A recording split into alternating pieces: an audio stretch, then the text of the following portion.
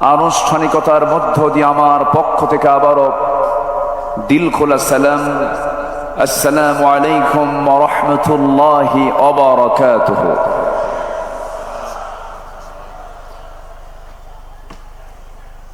সবাই কেমন আছেন? খিতা খবর বালানি? জি, আমি ভালো আছি।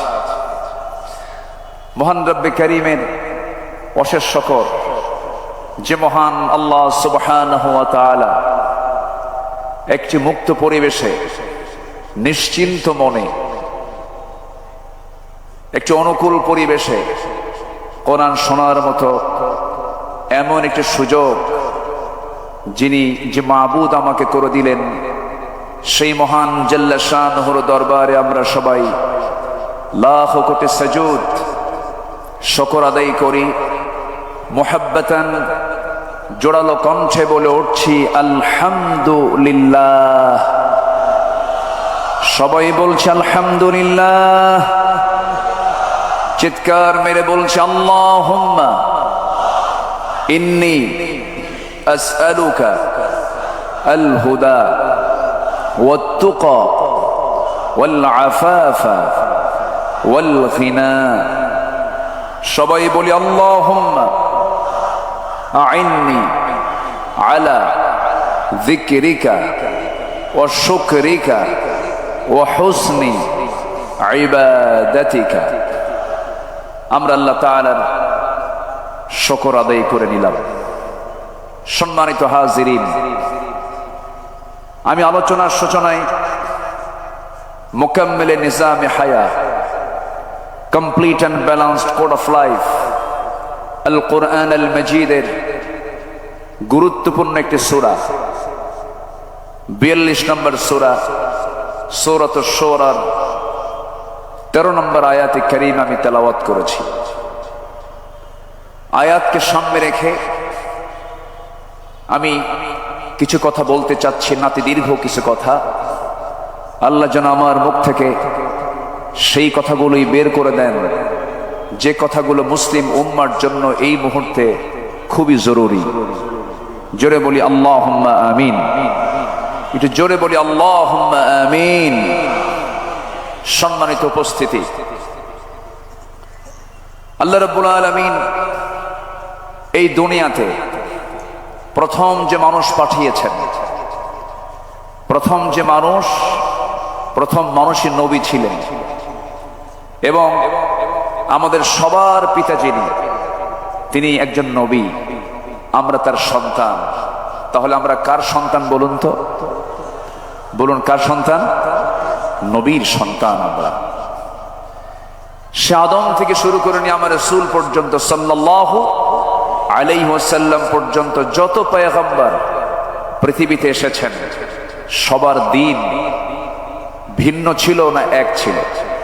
বলেন, ভিন্ন ছিল না এক ছিল? সেই দিনের নাম কি? বলুন, সেই দিনের নাম কি? ইসলাম।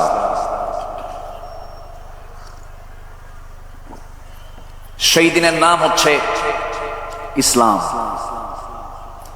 এবং সবার দাওয়াত একই ছিল, এক এবং অভিন্ন ছিল। আল্লাহ রাব্বুল আলামিন বলেন, وَلَقَدْ بَعَثْنَا فِي كُلِّ أُمَّةٍ رَسُولًا أَنِ اعْبُدُوا اللَّهَ وَاجْتَنِبُوا الطَّاغُوتَ। এই পৃথিবীতে যত পয়গম্বর আমি আল্লাহ পাঠিয়েছি, সবার দায়িত্ব একটাই ছিল। তারা কি করেছেন? তারা বলেছেন, তোমরা একমাত্র কেবলমাত্র শুধুমাত্র দাসত্ব করো কার? আর তাগুতকে পরিহার করে চলো। আমার নবী আল্লাহ রাব্বুল আলামিন সে একই দিন দিয়েছেন, একই দায়িত্ব দিয়েছেন। তার দায়িত্ব কি ছিল? সেই দায়িত্ব রাসূলকে বন্টন করেছেন। হুয়াল্লাযী আরসালা রাসূলাহু বিল হুদা ওয়া দীনিল হাক্কি লিইয়ুযহিরাহু আলাদ-দীনি কুল্লিহি ওয়া কাফা বিল্লাহি শাহীদা ওয়ালাউ কারিহাল মুশরিকুন। জোরে বলুন আল্লাহু আকবার।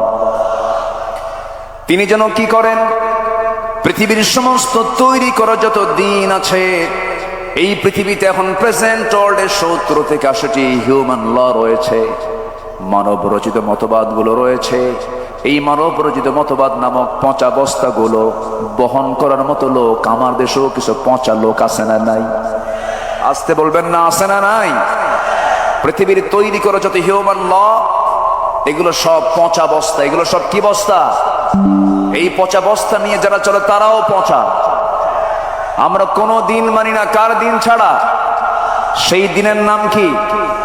ইন্নাদ দীনা ইনদাল্লাহিল ইসলাম। আমি যেখান থেকে তেলাওয়াত করেছি, তেলাওয়াতকৃত সূরাটি হলো সূরাতুশ শুরা, 13 নম্বর আয়াত। আল্লাহ পাক এই সূরাটা শুরু করেছেন প্রথমে হুরুফে মুকাত্তাআত, দুটো আয়াতে দিয়েছেন, 1 এবং 2, দুটাই হুরুফে মুকাত্তাআত। আল্লাহ রাব্বুল আলামিন বলেন হামিম আইন সিন কাফ কাযালিকা ইউহি ইলাইকা ওয়া ইলাল্লাযীনা মিন ক্বাবলিক আল্লাহুল আজিজুল হাকীম। জোরে বলুন আল্লাহু আকবার। হে রাসূল, আমি যেমন করে আমি আপনার প্রতি ওহী নাযিল করেছি, তেমন করে আপনার পূর্বের যারা এসেছেন তাদের কাছে ওহী নাযিল করেছি। অর্থাৎ এই কিতাবের পরিচয়টা আল্লাহ পাক আগে দিয়ে দিয়েছেন সূরার শুরুতে। অনেক সূরার শুরুতে আল্লাহ রাব্বুল আলামিন আগেই কিতাবটা নিয়ে কথা বলেছেন। কোরআন যখন খুলবো আমরা, কোরআন খোলার সঙ্গে সঙ্গে ভূমিকা শেষ করে এই সূরা ফাতিহা হলো ভূমিকা, উম্মুল কিতাব, ফাতিহাতুল কিতাব। ভূমিকা শেষ করে আমরা যখন সূরাতে যখন চলে যাচ্ছি, আল্লাহ রাব্বুল আলামিন সেখানে হুরুফে মুকাত্তাআত প্রয়োগ করে বলছেন যালিকাল কিতাবু লা রাইবা ফীহি হুদাল লিল মুত্তাকিন।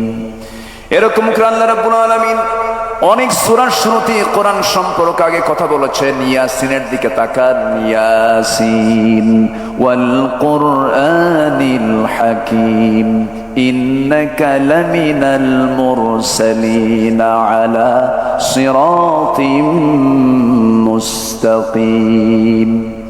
রহমানে চলে যান, আর রহমান আল্লামাল কুরআন খালাকাল ইনসানা আল্লামাহুল বায়ান।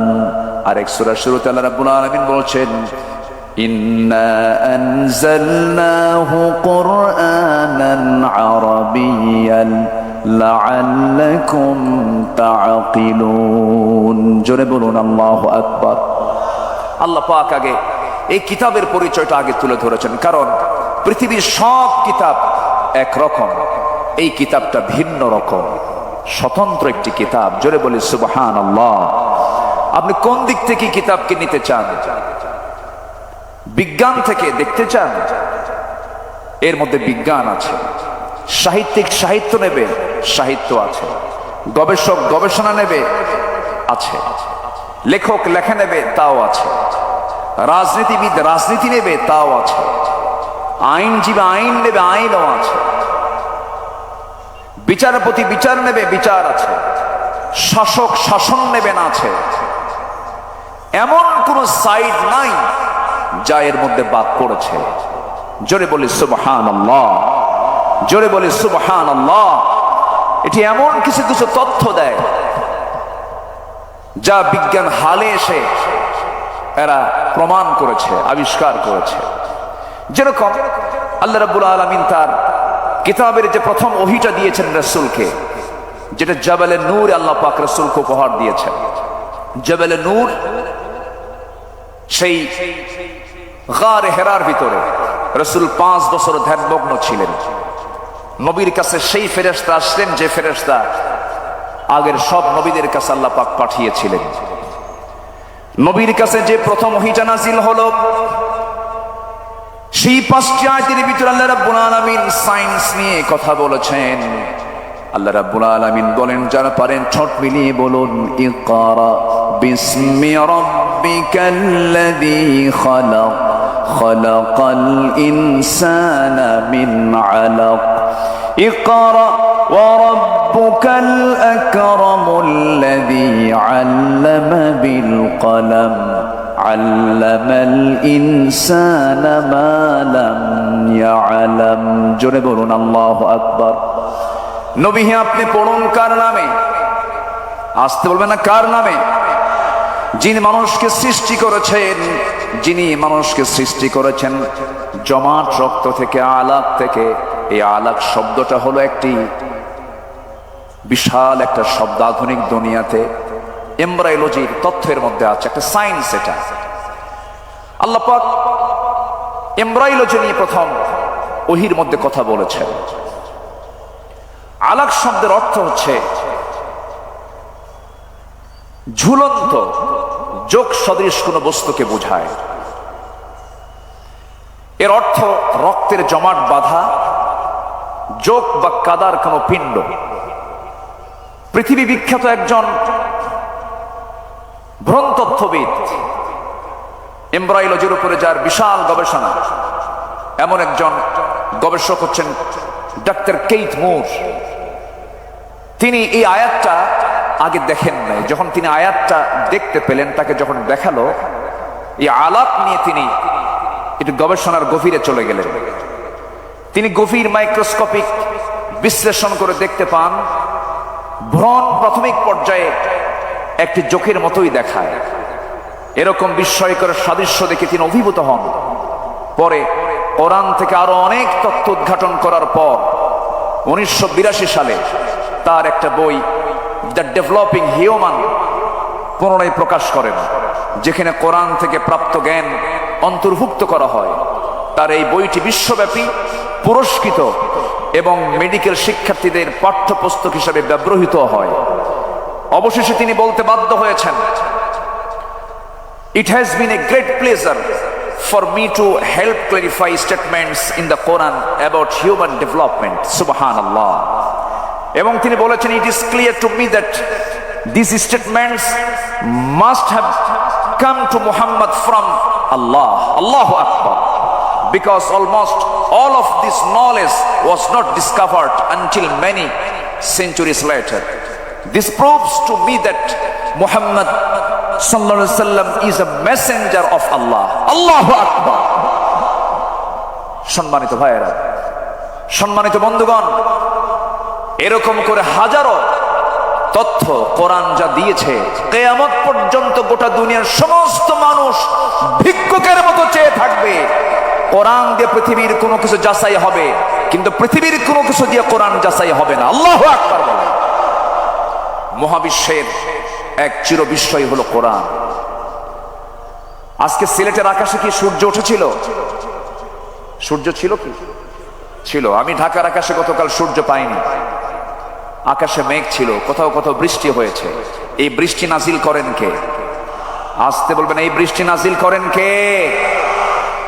এই বৃষ্টিকে আল্লাহ তাআলা ডিসপ্লানে দেন না প্ল্যান করে দেন? বলেন বলেন, তার কোনো কিছু কি প্ল্যান ছাড়া আছে? সব কিছুই তিনি প্ল্যান মাফিক নাজিল করেন। এই আবহাওয়া বিজ্ঞান নিয়ে কোরআন কথা বলেছে। মেটেরোলজিক্যাল সায়েন্স, আবহাওয়া বিজ্ঞান নিয়ে মানুষ সারা জীবন অনেক চেষ্টা করেছে, ফিকির করেছে। 19-20 শতকের শেষ সময়ে এসে মানুষ কিছু তথ্য বের করেছে আকাশের এই মেঘটা নিয়ে। বিজ্ঞান গবেষণা করে বের করেছে, নিশ্চিত হয়েছে বৃষ্টির জন্য প্রথমে বায়ুর প্রবাহ, এরপরে মেঘের স্তূপীকরণ, এবং সেই ঘনীভবন থেকেই বৃষ্টির মূল রহস্য উন্মোচিত হয়। তবে বিস্ময়কর বিষয় হলো যে জটিল প্রক্রিয়াটি বিজ্ঞান বহু শতাব্দীর গবেষণার মাধ্যমে আবিষ্কার করেছে, তা 1500 বছর আগে আল্লাহ পাক কোরআনে কারীমের সূরা রুমের 48 আমরা আয়াতে তা বলে দিয়েছেন।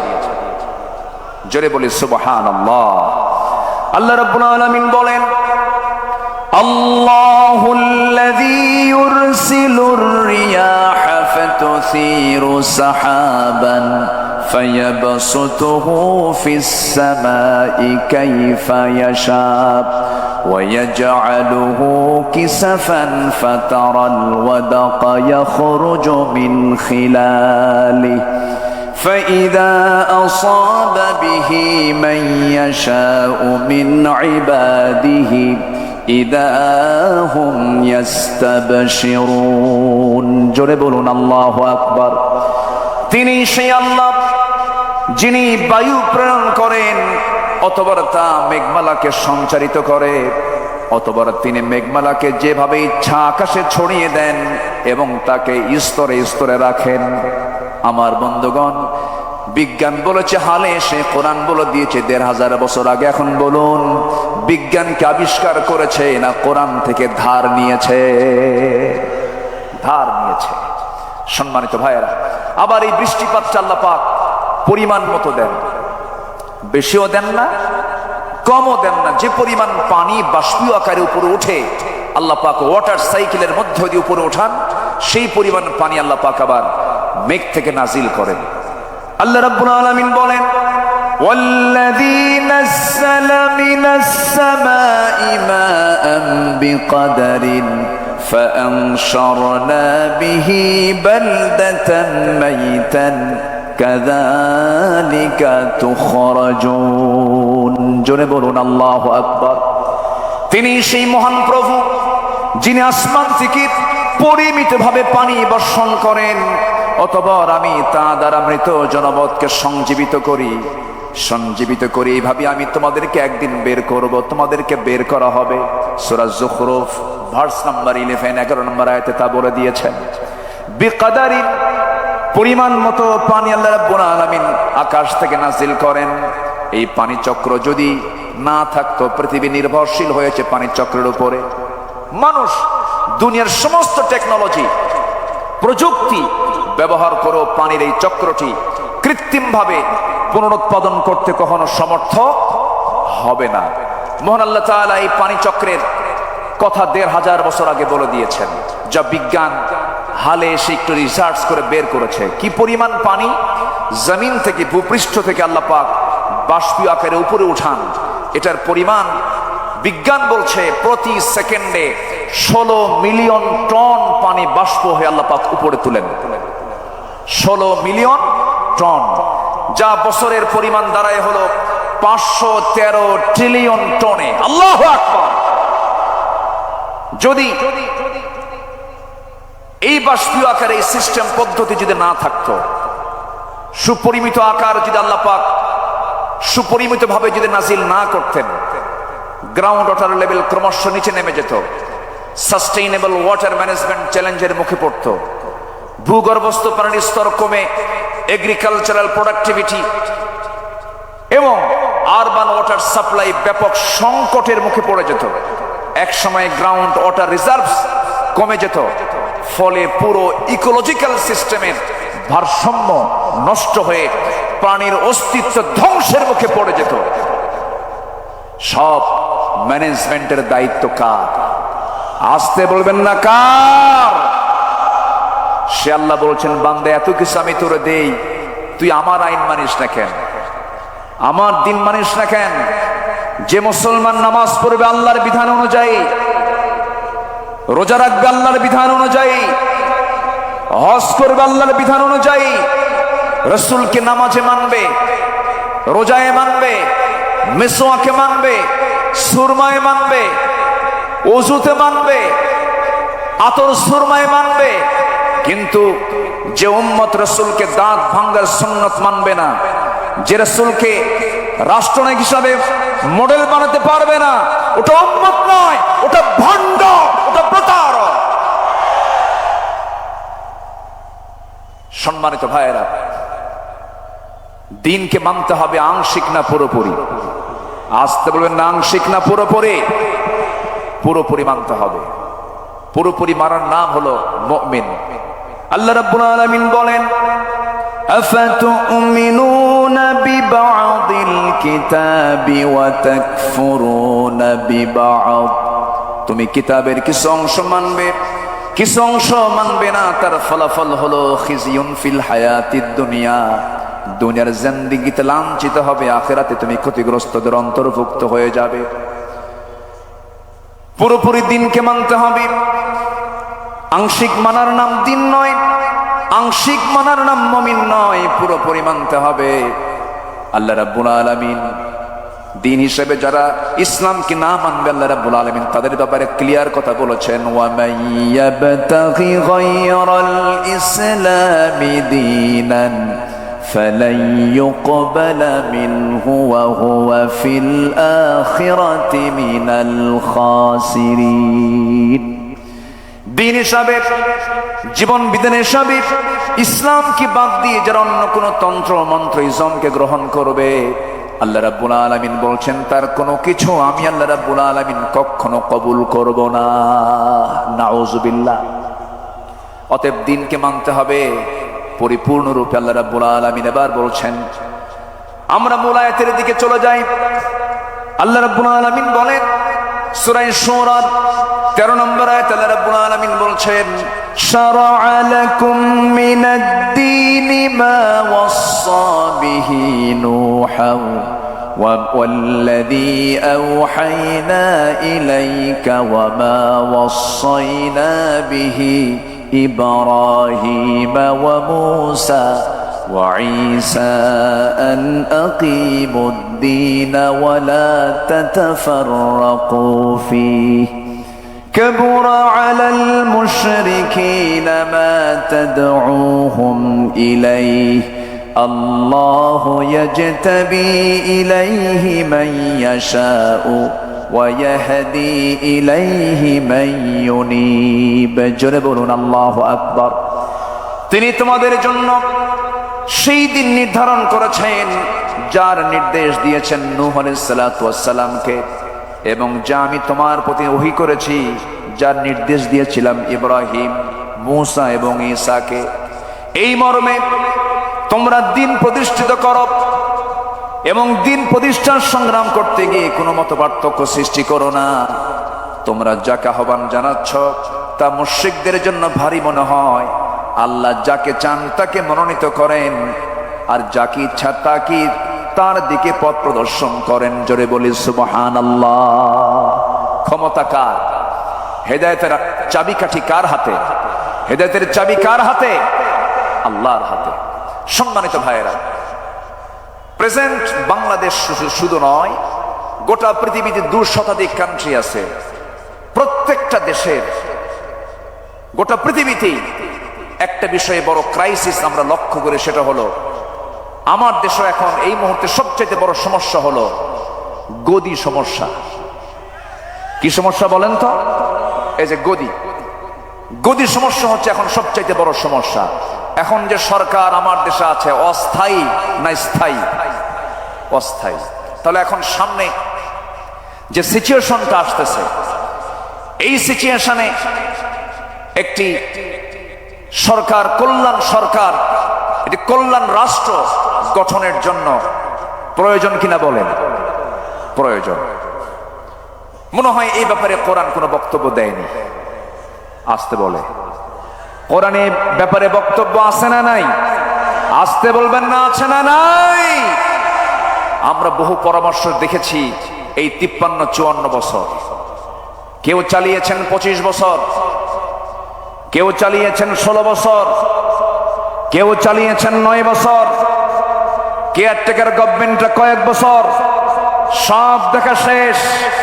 সবার নামের আগে মুহাম্মদ ছিল, যাদের ধর্মের নাম ইসলাম ছিল, কিন্তু কেউ ন্যূনতম নামাজের একটা আইন পর্যন্ত পাশ করতে পারেন নাই।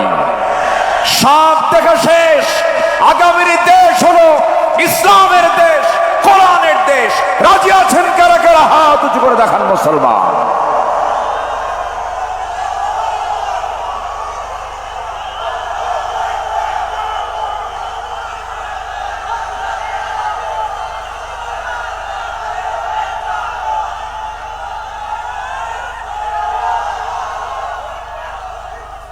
আল্লাহ কবুল করুন। জোরে বলে আমিন, আরো জোরে আমিন। মুক্ত মনে ভালো করে কথা বলতে দেয়নি 16 বছর। এই মঞ্চ থেকে আমি আব্দুল্লাহ আমিন আমাকে কতবার যে ধরছে হিসাব নাই। মাহফিল শেষে প্রশাসন ধরে নিয়ে চলে গেছে থানায়। সম্মানিত বন্ধুগণ, অসংখ্য আলেমকে ধরে জেলখানায় তাদেরকে রাখা হয়েছে। বিশেষ করে একজন ব্যক্তির নাম না নিলে অনেক বড় কৃপণতা হয়ে যাবে। এই দেশের তাফসীর মাহফিল অঙ্গনের নক্ষত্র, কিংবদন্তি, সুপারস্টার মরহুম মকবুর শহীদ আল্লামা দেলাওয়ার হোসেন সাইদ রাহিমাহুল্লাহ। সম্মানিত ভাইয়েরা, আলেমদের অবদান কি শুনুন, একটু বলি। 2009 সালে আমার জীবনের প্রথম হজ ছিল। আমি 2009 সালে হজে যাই। সেই বছর ছিল আল্লামা সাইদ রাহিমাহুল্লাহর জীবনের শেষ হজ। সেই হজ তার জীবনের শেষ হজ ছিল। রয়্যাল গেস্ট হয়ে তিনি গিয়েছিলেন হজে। মিনা, মুজদালিফা, আরাফা একই বছর হজে ছিলাম। হুজুরকে প্রশ্ন করা হলো, হুজুর দেশের অবস্থা খুবই খারাপ, টিপাই মুখে বাঁধের আন্দোলন তখন চলছিল সিলেটের দিকে। সেই সময়ে তাকে বলা হলো দেশে আন্দোলন চলছে, ওইদিকে মামলাও রেডি হয়ে গেছে, ট্রাইব্যুনাল গঠন হচ্ছে, আপনার মনে হয় এই দেশেই থেকে যাওয়া ভালো হবে, সৌদি গভর্নমেন্ট আপনাকে নাগরিকত্বও দিবে, আপনি দেশে থেকে যান। উনি মুস্কি হাসি মেরে বললেন, সাইদি পালায়া থাকে না। কি সাইদি পালায়া থাকে না? আমার দেশ, আমার সংগঠন, আমার কর্মী, আমার নেতা বিপদে থাকবে, সাইদি পালায়া থাকবে বাইরে। এই চরিত্র ছিল আমাকে শিখান নাই। উনি বাইরে থাকেন নাই।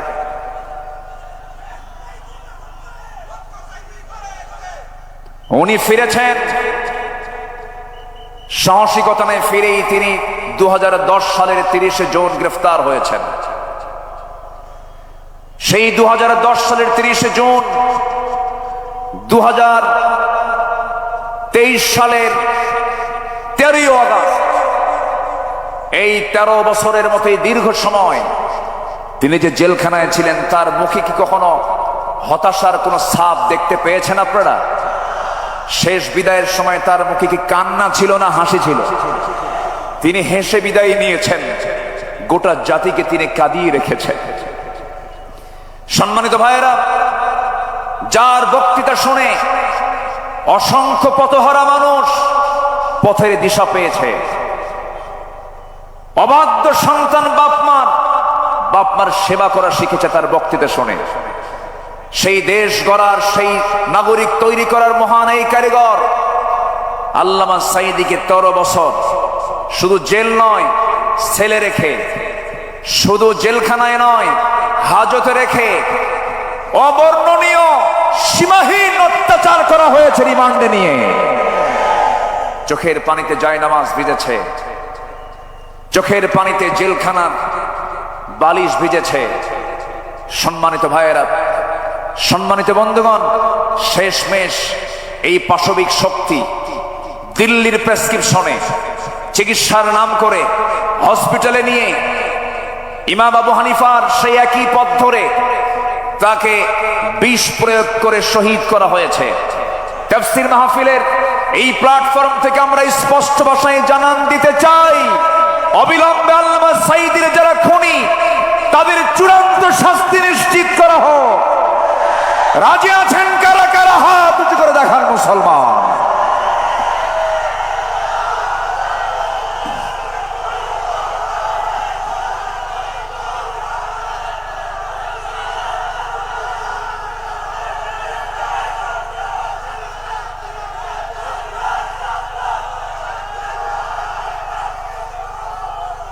আল্লাহ কবুল করুন, জোরে বলে আমিন, আরো জোরে আমিন।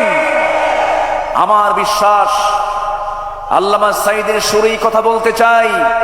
উনি বলেছেন, গোটা পৃথিবীর মধ্যে একমাত্র বাংলাদেশেই ইসলামী হুকুমত কায়েম হওয়ার জন্য একটা উর্বর জমিন, এটা বাংলাদেশ। এই জমিন আল্লাহর দিন কায়েম হবে, জোরে বলি ইনশাআল্লাহ, আর জোরে বলি ইনশাআল্লাহ। আসুন আমরা বর্তমান দেশের যে সংকট, একটি কল্যাণ রাষ্ট্র, ইসলামী রাষ্ট্র গঠনে রাসূলুল্লাহর আদর্শ কি ছিল এবং আমাদের করণীয় কি, এই বিষয়ে কিছু কথা বলতে চাচ্ছি। শুনবেন? রাজি আছেন তো? কিন্তু সময় তো কম, আমাকে শেষের দিকে যেতে হচ্ছে আস্তে আস্তে। আমি খুব বেশি সময় আর পাবো না, আমি খুব দ্রুত শেষ করে দেব। মাহফিল কমিটিকে ধন্যবাদ। এক যুগেরও বেশি সময় ধরে আঞ্জুমানে খেদমতে কোরআনের এই মাহফিল হতে দেয়নি ফেরেশতারা। ফেরেশতারা বলবো না, ফেরেশতাই তো বলবো। ফেরেশতা দেখা যায় না, ওদেরও তো এখন দেখা যায় না, ওরা তো নাই। অযোগ্য, ব্যক্তিত্বহীন নেতৃত্ব ছিল বিগত সময়ে, যাদের মুখের ভাষা ছিল হলো মূর্খদের মতো, ব্যক্তিত্বহীনদের মতো। প্রায় প্রায় বলতো খেলা হবে, বলতো না? বলতো না? এই জাতীয় বক্তব্য কি একজন সচেতন ব্যক্তির মুখ থেকে বের হতে পারে? মান কানা ইউমিনু বিল্লাহ ওয়াল ইয়াউমিল আখির ফালইয়াকুল খায়রান আও ইয়াসমুত। যে ব্যক্তি আল্লাহর প্রতি বিশ্বাস করবে, পরকালকে বিশ্বাস করবে, সে যদি কোনো কথা পায় ভালো কথা বলবে, যদি কথা না পায় চুপ থাকবে। চুপ থাকাটাও নাজাত। বহু লম্বা সময় আমার নবী মাঝে মাঝে চুপ থাকতেন, কোনো কথাই বলতেন না।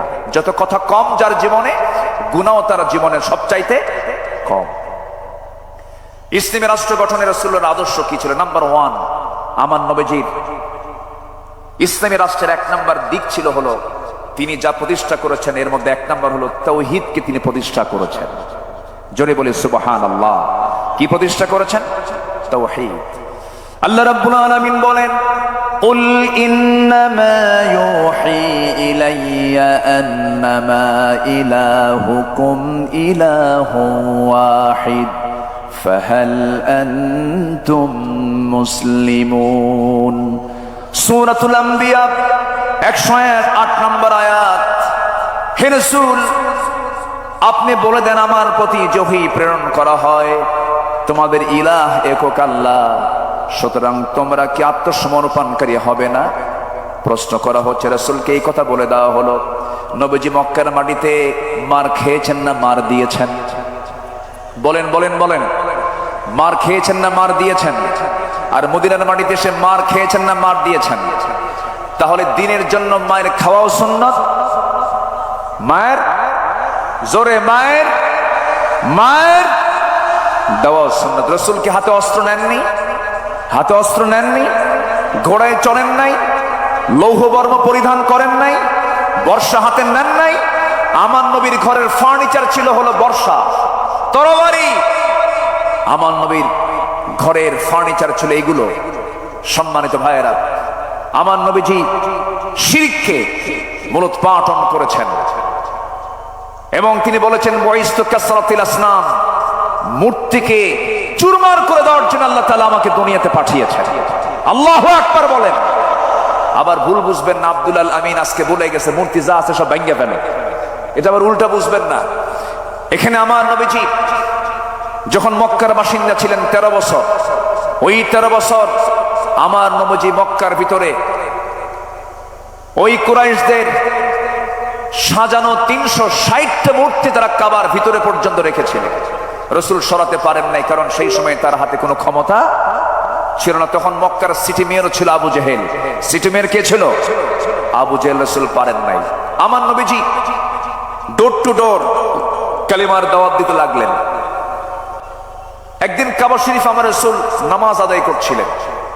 আবু জেহেল এবং কুরাইশদের কিছু নেতারা সব এই দাওয়াতকে উপহাস করলো, ঠাট্টা করলো।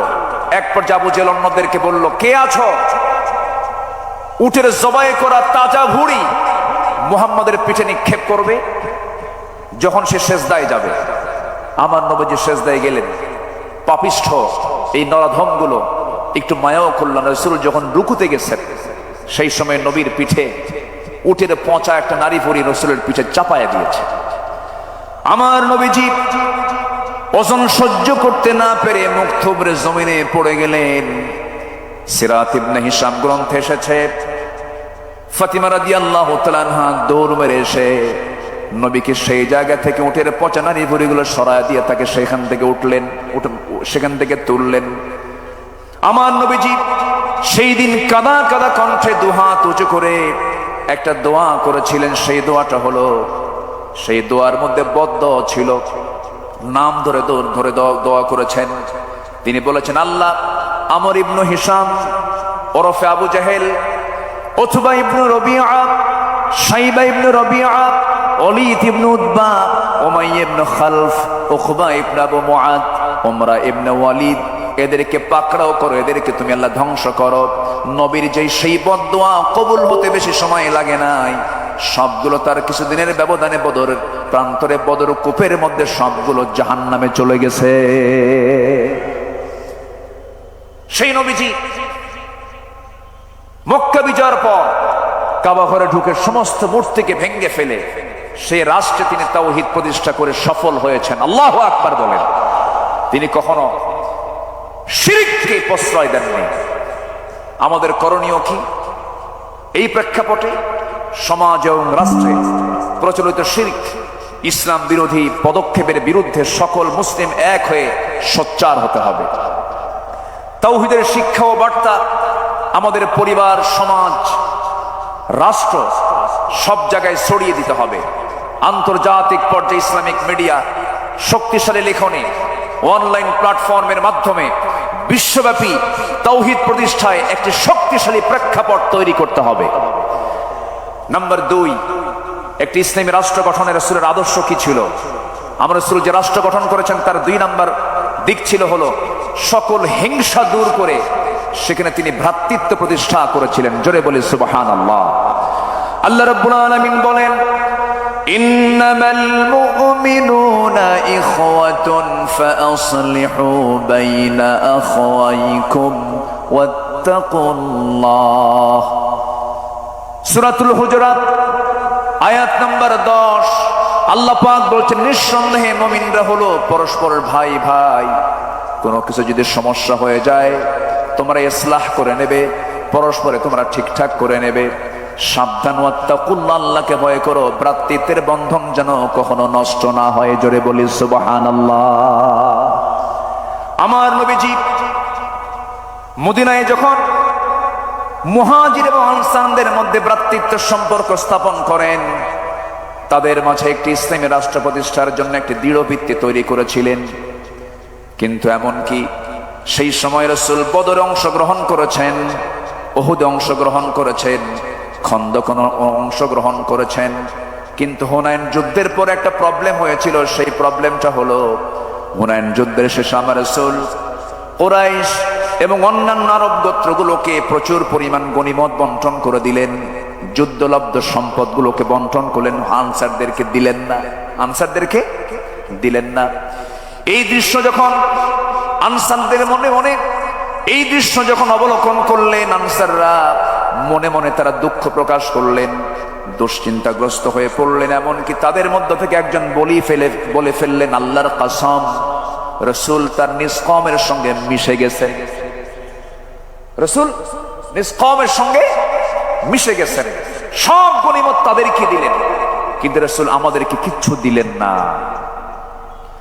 আমার নবীজির কানে যখন এই কথাটা চলে গেল, আমার নবীজি এটাকে কেমন করে ইসলাহ করা যায়, কেমন করে সংশোধন করা যায়, ফাসলিহু বাইনা আখাওয়াইকুম, রাসূল খেপলেন না, রাগলেন না।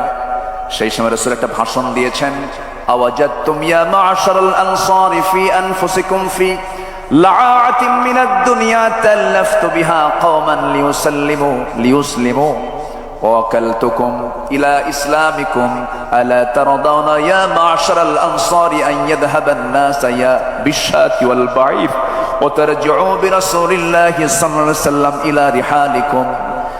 আমার নবীজি তেজোদ্দীপ্ত একটা ভাষণ দিলেন, কাদা কাদা কণ্ঠে একটা ভাষণ দিলেন। তিনি বলেছিলেন, হে আনসার সম্প্রদায়, তোমরা কি মনে মনে দুঃখ পেয়েছো যে আমি দুনিয়ার তুচ্ছ জিনিস দিয়ে একদল মানুষকে ইসলাম গ্রহণের দিকে আকৃষ্ট করেছি, আর তোমাদেরকে আমি তোমাদের ইসলামের উপর ছেড়ে দিয়েছি? হে আনসার সম্প্রদায়, তোমরা কি সন্তুষ্ট নও যে অন্যরা ভেড়া উট নিয়ে ফিরে যাবে আর তোমরা আল্লাহ রাসূলকে নিয়ে তোমাদের ঘরে ফিরে যাবে? সব চলে গেছে উট ভেড়া নিয়ে, আর তোমরা আনসার, আমি রাসূল সাহাবে কেরামদের ভিতরে একটা উজ্জীবিত ভাব চলে আসলো, হুজুর আমরা ভুল বুঝে এমন মন্তব্য করেছি, আমাদেরকে মাফ করুন। রাসূলকে এখানে সংকট সৃষ্টি করলেন না সমাধান করলেন? সমাধান করলেন। আমাদেরও করণীয় আছে, আমরা কি ঐক্য বিনষ্ট করব না, কোন পীরকে গালি দেব না আমরা। হক্কানি পীর, এই যে বাম পাশে বসে আছেন আব্দুল মতিন শাহবাগী হাফিজাহুল্লাহ, আমি তাকে খুব সম্মান করি, উনিও তো পীর। কিন্তু আমার দেশে কিছু দরবার আছে, যে দরবারের থেকে এমন ভাষা আসে, যে ভাষা আসে নাস্তিকদের ভাষার মতো। এরকম কিছু দরবার আছে না? নয়, আছে। ওগুলো পীরের দরবার না, ওগুলো ভণ্ডের দরবার। আমি পীরকে কোনোদিন আমার জীবনে 26 বছরের মাহফিলের ইতিহাসে আমি কোনোদিন কোন পীর কিনে বাজে কথা বলেছি এমন কোন রেকর্ড আমার নাই। হক্কানি পীর অবশ্যই সম্মান করব না কেন, কিন্তু যে পীরের মুখ থেকে বাজে কথা বের হবে, পানির তলে মোমবাতি বাবা বাতাসে নেবে না, বাবার নামে হালকা দিলে উজু গোসল লাগে না, এই সমস্ত ভণ্ডামিগুলো যে সমস্ত দরবার থেকে বের হয়, যে সমস্ত দরবারে কবরে মাজারে সেজদা হয়, ওই সমস্ত দরবারের ভণ্ডদের হাত পা ভেঙে গুঁড়ো করে দেওয়া দরকার। ওগুলো সব শিরকের আকড়া, ইবলিসের পাঠশালা। আল্লাহ পাক ওগুলো থেকে বাঁচান। জোরে বলি আমিন, আরো জোরে আমিন। নাম্বার 3, আমার রাসূলের ইসলামী রাষ্ট্রের কতগুলো যে গুণগত দিক ছিল, তার মধ্যে 3 নম্বর হলো তিনি ন্যায় বিচার প্রতিষ্ঠা করেছিলেন। কি বিচার প্রতিষ্ঠা করেছেন? ন্যায় বিচার। কারণ আল্লাহ পাক সূরা নাহলের 90 নম্বর আয়াতে বলেছেন, ইন্নাল্লাহা ইয়া'মুরুকুম বিল আদলি ওয়াল ইহসানি ওয়া ইতা'i যিল কুরবা ওয়া ইয়ানহা আনিল ফাহশাই ওয়াল মুনকারি ওয়াল বাগি ইয়া'iদুকুম লা'আল্লাকুম তাযাক্কারুন। আল্লাহ পাক ন্যায় বিচার প্রতিষ্ঠার কথা বলেছেন। আমার নবীজি কোন জাতি বর্ণ সম্প্রদায়ের প্রতি পক্ষপাত দেখাতেন না। এমনকি একটা ঘটনা সবার জানা আছে, ফাতিমা নামে একজন সম্ভ্রান্ত পরিবারের মহিলা চুরি করে ধরা পড়ে। আস-সারিকু ওয়াস-সারিকাতু ফাকতাউ আইদিয়াহুমা, চুরি করে যখন একজন মহিলা চোর যখন ধরা পড়ে গেল, রাসূল বললেন কোন কথা নাই, হাত কেটে ফেলো। বিচারক মুহাম্মদ সাল্লাল্লাহু আলাইহি ওয়াসাল্লাম বললেন হাত কেটে ফেলো। ওই সম্ভ্রান্ত পরিবারের মহিলাটার নাম ছিল ফাতিমা। তার বংশের লোকজন সব সাইয়েদনা ওমর ফারুকের কাছে এসে বলছে, ওমর ফারুক রাদিয়াল্লাহু তাআলা আনহু, তোমার কথা আমাদের রাসূল শুনবেন, একটু আমাদের জন্য সুপারিশ করা যায় কিনা? তিনি বললেন ঠিক আছে, আমি যাব। নবীর সামনে গিয়ে দাঁড়ালেন, রাসূলকে লক্ষ্য করে বলছেন, ইয়া রাসূলুল্লাহি, দেখুন তো সম্ভ্রান্ত পরিবারের যেহেতু একজন মহিলা হাত কাটলে কেমন হয়, মান সম্মানটা নষ্ট হয়ে যায়।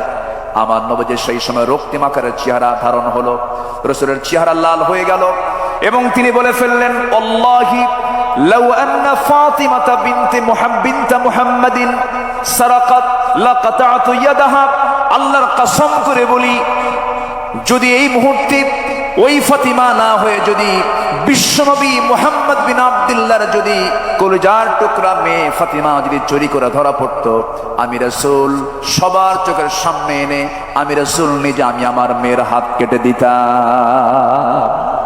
জোরে বলি আল্লাহু আকবার। আইন সবার জন্য কি? আইন সবার জন্য কি? সমান। নাম্বার 4 হলো সামাজিক দায়িত্ব এবং দরিদ্রদের সহযোগিতা ছিল আমার রাসূলের, মানে একটি রাষ্ট্রের অন্যতম একটা বৈশিষ্ট্য ছিল। সামাজিক দায়িত্ব এবং দরিদ্রদের সহযোগিতায় তিনি ব্যস্ত থাকতেন। কারণ অফি আমওয়ালিহিম হাক্কুল লিসাইলি ওয়াল মাহরুম, রাসূল এত দান করতেন, তার দানটা এত বেশি ছিল, তিনি বলেছেন আমার কাছে যদি উহুদ পরিমাণ সমান সোনা থাকতো, লাউ কানা লিমিসলু উহুদিন যাহাবান, তাহলে পছন্দ নয় যে তিনি 3 দিন অতিবাহিত হওয়ার পর তার কিছু অংশ আমার কাছে থাকুক, এটা আমি পছন্দ করতাম না, 3 দিনই সব শেষ করে দিতাম। আল্লাহু আকবার। তিনি এত পরিমাণ তিনি দান করতেন, ডান হাতে বাম হাতে যা ছিল সব তিনি দিয়ে দিতেন। রাসূল যখন মারা যাবেন, আম্মা জান আয়েশা রাদিয়াল্লাহু তাআলা আনহা রাসূলকে তার উরুতে শোয়ায় রেখেছেন। আমার নবীজি দুনিয়া থেকে বিদায় নেবেন। বিদায় লগন যখন চলে এসেছে, রাসূল বলছেন, আয়েশা রে, আমি মনে হয় বাঁচব না, দুনিয়া থেকে বিদায় নিয়ে নেব। ওরে আয়েশা, আমি যদি দুনিয়া থেকে বিদায় নিয়ে নিই, আমার ঘরে কোনো সম্পদ থাকুক আমি চাই না। অতএব আমি তোমাকে জানায়া দিচ্ছি, দেখো তো ঘরের মধ্যে কোনো কিছু আছে নাকি। তন্ন তন্ন করে খুঁজে বের করা হলো 6টা স্বর্ণের টুকরা হাতের তালুতে নিয়ে রাসূল বললেন, আয়েশা, এতটুকু সম্পদ আমি দিন প্রতিষ্ঠার কাজে আমি দান করে দুনিয়া থেকে বিদায় নিতে চাই। জোরে বলে সুবহানাল্লাহ। আমার নবীজি বসে আছেন, একদিন একজন নবীর কাছে বুরদা চাদর নিয়ে আসলেন, এটি পরার জন্য দিলেন। রাসূল সেই বুরদা নামক চাদরটা এমন ভাবে গ্রহণ করলেন যা তার খুব প্রয়োজন ছিল, গায়ে জড়ায়া নিলেন। এক সাহাবী চাদরটা দেখে বলছেন, হুজুর, আপনি যদি কিছু না মনে করেন, আমি চাদরটা আমার পছন্দ, আপনি আমাকে দিবেন কিনা। রাসূল মুস্কি হাসি মেরে সঙ্গে সঙ্গে তার পছন্দের চাদরটা তার গায়ে দিয়ে দিলেন। আমার নবীজি দিয়ে দিলেন, অবলীলায় দিয়ে দিলেন, কোনো আফসোস করলেন না। পরে একজন সাহাবী, যে লোকটা চাদর চেয়েছিল, যে সাহাবী তাকে জিজ্ঞাসা করলেন, ও ভাই, নবীর পছন্দের সেই চাদরটা তোমার নেওয়ার কি দরকার ছিল, তুমি কি রাসূল থেকে সেটা কেন চেয়ে নিলা? তিনি বলছেন, আল্লাহর কসম করে বলি, দুনিয়ার কোনো পার্থিব স্বার্থের জন্য নয়, বরকতের জন্য আমি নিয়েছি। কারণ আমি ওসিয়ত করতে চাচ্ছি এই চাদরটা যেন আমার কাফনের কাপড় হয়। জোরে বলি সুবহানাল্লাহ। বুখারী শরীফের 6036 নম্বর হাদিস এটা।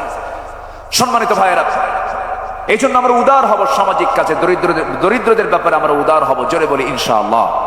নাম্বার 5, রাষ্ট্রীয়ভাবে ইসলামী শিক্ষা প্রতিষ্ঠিত করণ। ওকুর রব্বি জিদনি ইলমা। আমার রাসূল যুদ্ধবন্দীদের মুক্তি দিতেন শিক্ষার বিনিময়ে। আল্লাহু আকবার বলেন। এমন রেকর্ড আছে না নাই? রাসূল শিক্ষার জন্য খুবই নিবেদিত প্রাণ ছিলেন। নাম্বার 6, আন্তর্জাতিক সম্পর্ক স্থাপন। আল্লাহ রাব্বুল আলামিন বলেন, ওয়া ইন জানাহু লিস-সালমি ফাজনাহ লাহা ওয়া তাওয়াক্কাল আলাল্লাহ ইন্নাহু হুয়াস-সামিউল আলীম। সূরা আনফাল আয়াত নাম্বার 61। যদি তারা সন্ধির প্রতি ঝুঁকে পড়ে, তাহলে তুমিও তার প্রতি ঝুঁকে পড়ো এবং ভরসা করো কার উপরে? আসতে বলবেন না, কার উপরে? আমার নবী মদিনা রাষ্ট্র থেকে তিনি রোম সম্রাট হেরাক্লিয়াসকে চিঠি লিখেছেন, মিম মুহাম্মদ সাল্লাল্লাহু আলাইহি ওয়াসাল্লাম ইলা হেরাকাল। হেরাকালকে লক্ষ্য করে তিনি চিঠি লিখেছেন, আসলিম, আত্মসমর্পণ করো। এই যে জোরালো একটা চিঠি তার কাছে লিখে দিলেন রোম সম্রাট হেরাক্লিয়াস। এই চিঠিখানা পড়ে সভাসদবৃন্দকে ডাক দিয়ে বলতেছে, ও সভাসদবৃন্দ, এই যে চিঠিখানা যার পক্ষ থেকে এসেছে, মদিনার রাষ্ট্রের রাষ্ট্রপতি মুহাম্মদ সাল্লাল্লাহু আলাইহি ওয়াসাল্লামের পক্ষ থেকে এসেছে। এই চিঠির ভাষা প্রমাণ করে হেরাক্লিয়াসের পায়ের নিচের এই মাটির অংশ মুহাম্মদ একদিন দখল করে ছাড়বে। জোরে বলি আল্লাহু আকবার। আমরা কোনো রাশাকে ভয় পাবো না, আমরা কোনো পরাশক্তিকে ভয় পাবো না। রাশা বাঁচাবে না, আমেরিকা বাঁচাবে না, হিন্দুস্তান বাঁচাবে না, কেউ আমাকে বাঁচাবে না, কেউ আমাকে রক্ষা করতে পারবে না। আমাকে বাঁচাবেন তিনি কে?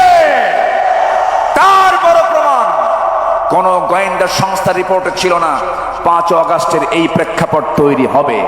এটা করে দিয়েছেন তিনি কে? আসতে বলেন, তিনি কে? যুব সমাজ, এই রক্তকে ভোলা যাবে না। নবীর আদর্শ উজ্জীবিত হও। তোমার হাতে আগামীর বাংলাদেশ, আগামীর নেতৃত্ব তোমার হাতে। কোন চোর, বেঈমান, চরিত্রহীন, লম্পট, চাঁদাবাজদের হাতে কোন নেতৃত্ব আমরা দেব না। আল্লাহ কবুল করুন। জোরে বলে আমিন, আরো জোরে আমিন। নাম্বার 7, বিপদে আপদে সংগ্রামের সমস্ত পরিস্থিতিতে মহান আল্লাহর উপরে পূর্ণ তাওয়াক্কুল করা, মহান আল্লাহর সাহায্যের ওয়াদা, এটা ছিল নবীর রাষ্ট্রের একটি গুরুত্বপূর্ণ দিক। রাসূল সবসময় ভরসা করতেন কার উপরে? আসতে বলবেন না, কার উপরে? আমার বিজয় কার হাতে? বিয়াদিকাল খাইর, সব কল্যাণ কার হাতে? অতুইজ্জু মান তাশা ওয়া তুযিল্লু মান তাশা, কার হাতে? আল্লাহর হাতে। ইদহুমা ফিল গার ইয ইয়াকুল লিসাহিবিহি লা তাহজান ইন্নাল্লাহা মা'ানা ফাআনজালাল্লাহু সাকিনাতাহু আলাইহি ওয়া আইয়াদাহু বিজুনুদিন লাম তারাউহা। আল্লাহু আকবার বলেন। সম্মানিত ভাইয়েরা, সময় কম, আমি সামারাইজ করে বলছি। নাম্বার 8, ন্যায়ের পথে নিজেকে অবিচল রাখা। পরিবার ও সমাজে ন্যায় শৃঙ্খলা প্রতিষ্ঠা করা ছিল রাসূলের রাষ্ট্রের একটি গুরুত্বপূর্ণ নীতি, একটি মূল নীতির একটা অংশ ছিল। আমরাও এদিকে খেয়াল করব, জোরে বলি ইনশাআল্লাহ। নাম্বার 9 হচ্ছে পরামর্শ ভিত্তিক নেতৃত্ব। নেতৃত্ব হবে একক না পরামর্শের ভিত্তিতে? বলেন, আমার রাসূলের রাষ্ট্রের একটি গুরুত্বপূর্ণ অংশ ছিল, রাসূল এমনকি স্ত্রীর কাছ থেকেও পরামর্শ নিয়েছেন। আল্লাহু আকবার। সম্মানিত ভাইয়েরা, সম্মানিত দ্বীনি বন্ধুগণ, আর দুটো পয়েন্ট আমি বলতে চাচ্ছি। নাম্বার 10 হচ্ছে রাসূল সাল্লাল্লাহু আলাইহি ওয়াসাল্লাম রাষ্ট্র গঠনে ছোট থেকে বড় সকলের উপরে জুলুমকে হারাম করেছিলেন, এমনকি একটা প্রাণীকেও তিনি জুলুমের শিকার হতে দেননি। জোরে বলি আল্লাহু আকবার, জোরে বলি আল্লাহু আকবার। আমার নবীজি একদিন এক আনসারীর খেজুর বাগানে প্রবেশ করলেন। হঠাৎ করে একটা উট তার দৃষ্টিগোচর হয়। উটটি নবী করিম সাল্লাল্লাহু আলাইহি সাল্লামকে দেখে কাঁদতে লাগলো এবং তার চোখ দিয়ে অশ্রু গড়িয়ে পড়ল। রাসূল উটটির কাছে গিয়ে তার মাথায় হাত বুলিয়ে আদর করলেন এবং উটটি কান্না থামালো। তিনি জিজ্ঞেস করলেন, এই উটের মালিক কে? আমার নবীজি উটটির মাথায় হাত রাখলেন, কান্না থেমে গেল। রাসূল প্রশ্ন করলেন, মার রাব্বু হাদাল জামাল, লিমান হাদাল জামাল? ফাজা ফাতা মিনাল আনসারি ফাকালা লি ইয়া রাসূলাল্লাহ, ফাকালা আফালা তাত্তাকিল্লাহ ফি হাদিহিল বাহিমাতি আল্লাতী মাল্লাকাক আল্লাহু ইয়াহা ফাইন্নাহু শাকা ইলাইয়া আন্নাকা তুজিউহু ওয়া তুযইবুহু। রাসূল বললেন, শোনো, তুমি যে এই উটটাকে না খেয়ে রেখেছ, উট আমার কাছে এসে নালিশ দিল, তুমি নাকি তাকে খেতে দাও নাই, তাকে ক্ষুধার্ত রেখেছ। রাসূল এমন রাসূল ছিলেন যার রাষ্ট্রে একটা উটের খবরও আমার রাসূল রেখেছেন। জোরে বলি সুবহানাল্লাহ, জোরে বলি আল্লাহু আকবার। আমরা এমন রাষ্ট্রকে আমরা আমাদের দেশে দেখতে চাই। আল্লাহ কবুল করুন, জোরে বলি আমিন। নাম্বার 11 হলো জাতীয় এবং আন্তর্জাতিক পর্যায় থেকে আসা সকল হুমকি ভয়ভীতিকে তোয়াক্কা না করে দিন প্রতিষ্ঠার সংগ্রামে আল্লাহর উপরে পূর্ণ আস্থা এবং দৃঢ়তা নিয়ে চলা। সকল আস্থার জায়গা আমাদের একটাই, সেটা হচ্ছে তিনি কে। আসতে বলবো না, তিনি কে। নাম্বার 12 হলো ছোট পরিসর থেকে বড় পরিসর প্রতিটি স্থানে তাকওয়া ভিত্তিক নেতৃত্ব গড়ে তোলা। কি ভিত্তিক? বলেন, কি ভিত্তিক? তাকওয়া ভিত্তিক নেতৃত্ব গড়ে তোলা। যেই নেতৃত্বে তাকওয়া থাকবে। সাইয়েদনা ওমর ফারুক অসুস্থ হয়ে পড়লেন। অসুস্থ হয়ে তার মধুর প্রয়োজনের জন্য তিনি বললেন, না, আমি মধু দিয়ে সুস্থ হতে চাই না। মধুর প্রয়োজন, কিন্তু আমার জনগণ সবাই তো মধু খেতে পারে না। আমাকে যদি অনুমতি দেওয়া হয় মধু পান করব। চিন্তা করে দেখুন কি পরিমাণ তাদের মধ্যে জনগণের জবাবদিহিতার চিন্তা মাথায় ছিল। আমার বন্ধুগণ, ওমরে ফারুকের কথা যদি শুরু হয়ে যায় সহজে তো শেষ হওয়ার কথা নয়, বহু আলোচনা ছিল। সাইয়েদনা ওমরের মতো একটা শাসক আল্লাহ পাক আমার দেশে আল্লাহ পাক দিয়ে দেন। জোরে বলি আল্লাহুম্মা আমিন, আরো জোরে আল্লাহুম্মা আমিন। আমি কথা আর সামনের দিকে বাড়াতে পারছি না। আমার পরবর্তী মেহমান আমার অত্যন্ত কাছের, আমার হৃদয়ের, আমার অগ্রজ, দেশ বরেণ্য আলেমে দ্বীন, টেকেরহাটের সম্মানিত পীর সাহেব, মুজাহিদ, মুহতারাম মাওলানা কামরুল ইসলাম সাইদ আনসারী হাফিজাহুল্লাহ, তিনি এসেছেন, আমার ডান পাশে বসেছেন। আমি আর 1 সেকেন্ডও বাড়াবো না, যতটুকু হয়েছে আমরা বলে ফেলি আলহামদুলিল্লাহ। জোরে বলি আলহামদুলিল্লাহ। সম্মানিত উপস্থিতি, আমি সবার কাছে দোয়া চাই, সবাইকে আমার জন্য দোয়া করবেন। আমি আপনার জন্য দোয়া করি, আল্লাহ পাক আমাদের সম্পর্ক হাসর পর্যন্ত গড়ায় দেন এবং আজকের মাহফিলকে সফল করার জন্য সবাই আমরা শেষ অবধি, শেষ মোনাজাত পর্যন্ত থাকব। জোরে বলি ইনশাআল্লাহ। এই আশাবাদ কামনা করে আমি আমার ভাঙ্গা চোরা কথা এখানেই শেষ করছি। সুবহানাকাল্লাহুম্মা ওয়া বিহামদিকা আশহাদু আল লা ইলাহা ইল্লা আনতা আস্তাগফিরুকা ওয়া আতুবু ইলাইক। আসসালামু আলাইকুম ওয়া রাহমাতুল্লাহি ওয়া বারাকাতুহু।